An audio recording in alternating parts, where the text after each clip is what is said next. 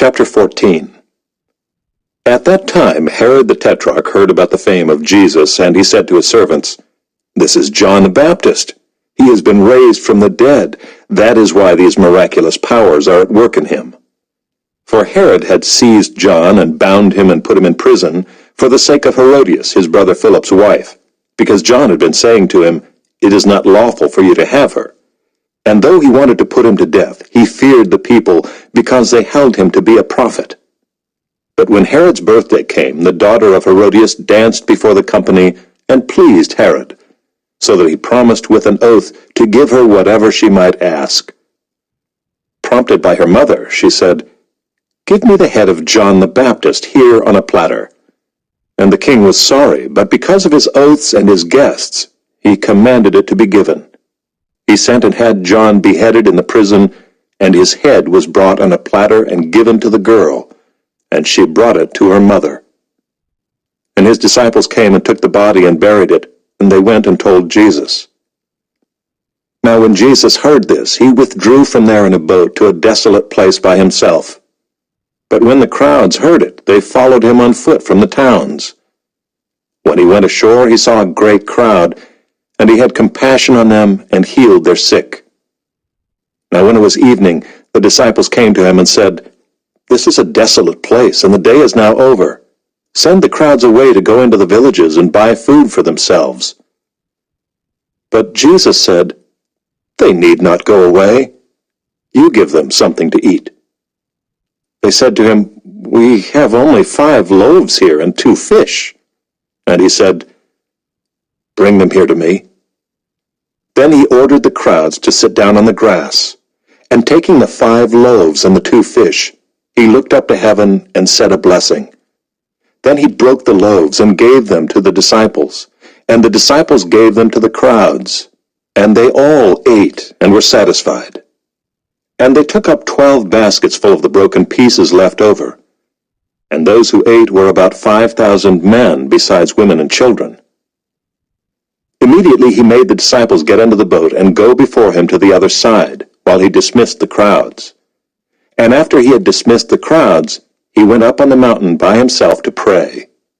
When evening came, he was there alone, but the boat by this time was a long way from the land, beaten by the waves, for the wind was against them. And in the 4th watch of the night he came to them, walking on the sea. But when the disciples saw him walking on the sea, they were terrified and said, "It is a ghost!" And they cried out in fear. But immediately Jesus spoke to them, saying, "Take heart, it is I. Do not be afraid." And Peter answered him, "Lord, if it is you, command me to come to you on the water." He said, "Come." So Peter got out of the boat and walked on the water and came to Jesus. But when he saw the wind, he was afraid, and beginning to sink, he cried out, "Lord, save me." Jesus immediately reached out his hand and took hold of him, saying to him, "Oh, you of little faith, why did you doubt?" And when they got into the boat, the wind ceased, and those in the boat worshipped him, saying, "Truly you are the Son of God." And when they had crossed over, they came to land at Gennesaret. And when the men of that place recognized him, they sent around to all that region, and brought to him all who were sick, and implored him that they might only touch the fringe of his garment. And as many as touched it were made well.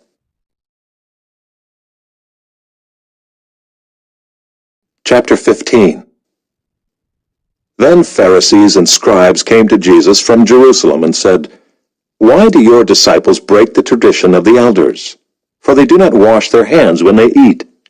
He answered them, "And why do you break the commandment of God for the sake of your tradition?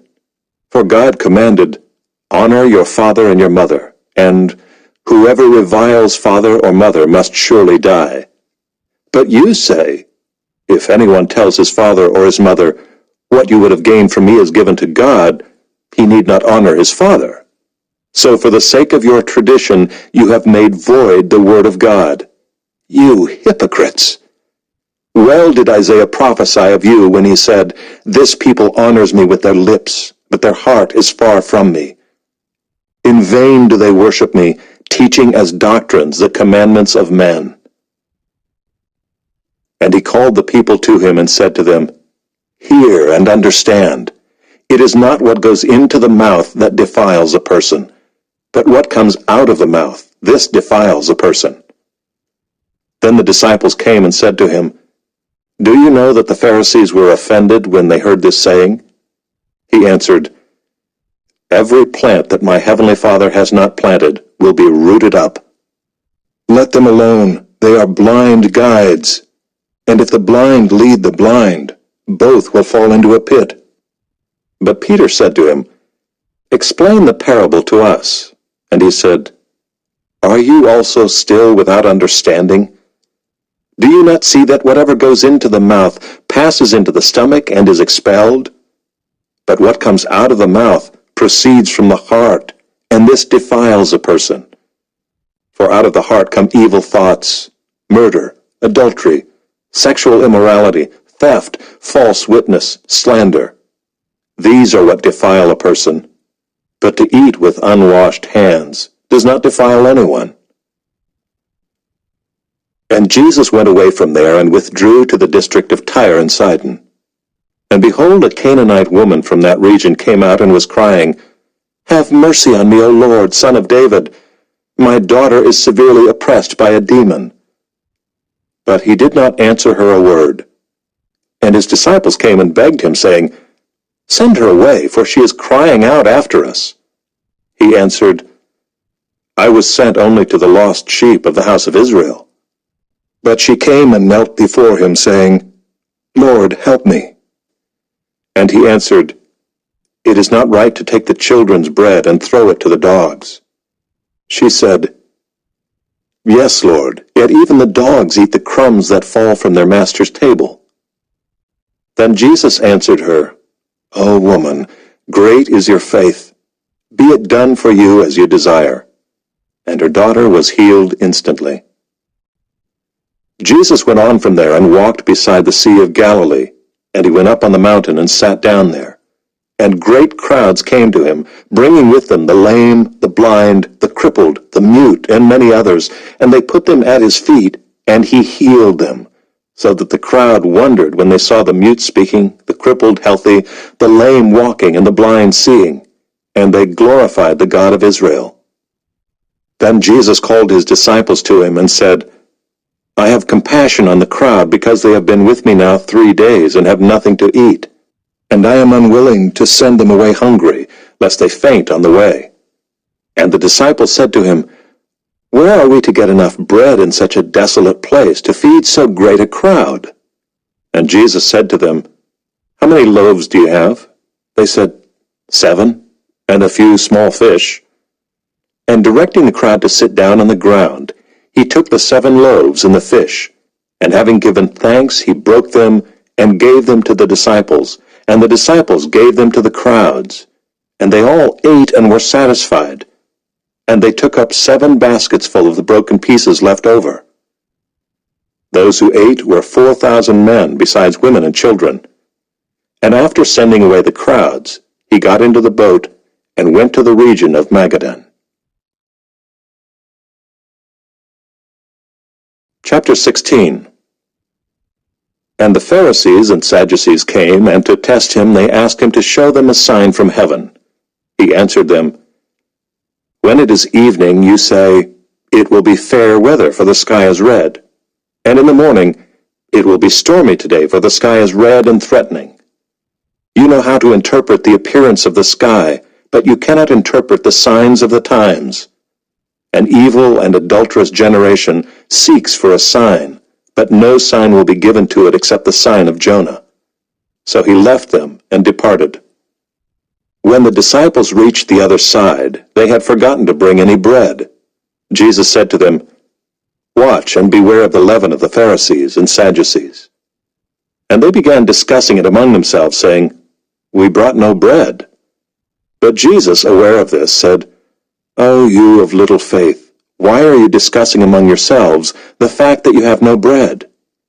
Do you not yet perceive?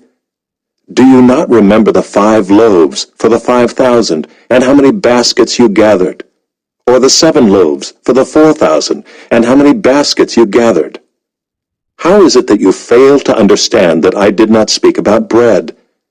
Beware of the leaven of the Pharisees and Sadducees." Then they understood that he did not tell them to beware of the leaven of bread, but of the teaching of the Pharisees and Sadducees. Now when Jesus came into the district of Caesarea Philippi, he asked his disciples, "Who do people say that the Son of Man is?" And they said, "Some say John the Baptist, others say Elijah, and others Jeremiah or one of the prophets." He said to them, "But who do you say that I am?" Simon Peter replied, "You are the Christ, the Son of the living God." And Jesus answered him, "Blessed are you, Simon Bar-Jonah, for flesh and blood has not revealed this to you, but my Father who is in heaven. And I tell you, you are Peter, and on this rock I will build my church, and the gates of hell shall not prevail against it. I will give you the keys of the kingdom of heaven, and whatever you bind on earth shall be bound in heaven, and whatever you loose on earth shall be loosed in heaven." Then he strictly charged the disciples to tell no one that he was the Christ. From that time Jesus began to show his disciples that he must go to Jerusalem and suffer many things from the elders and chief priests and scribes, and be killed, and on the 3rd day be raised. And Peter took him aside and began to rebuke him, saying, "Far be it from you, Lord. This shall never happen to you." But he turned and said to Peter, "Get behind me, Satan. You are a hindrance to me, for you are not setting your mind on the things of God, but on the things of man."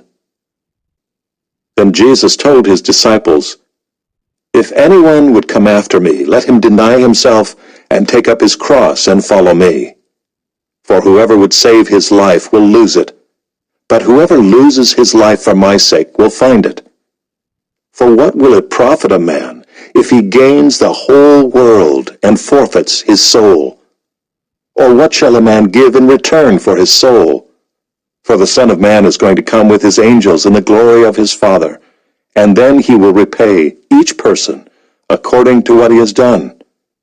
Truly I say to you, there are some standing here who will not taste death until they see the Son of Man coming in his kingdom."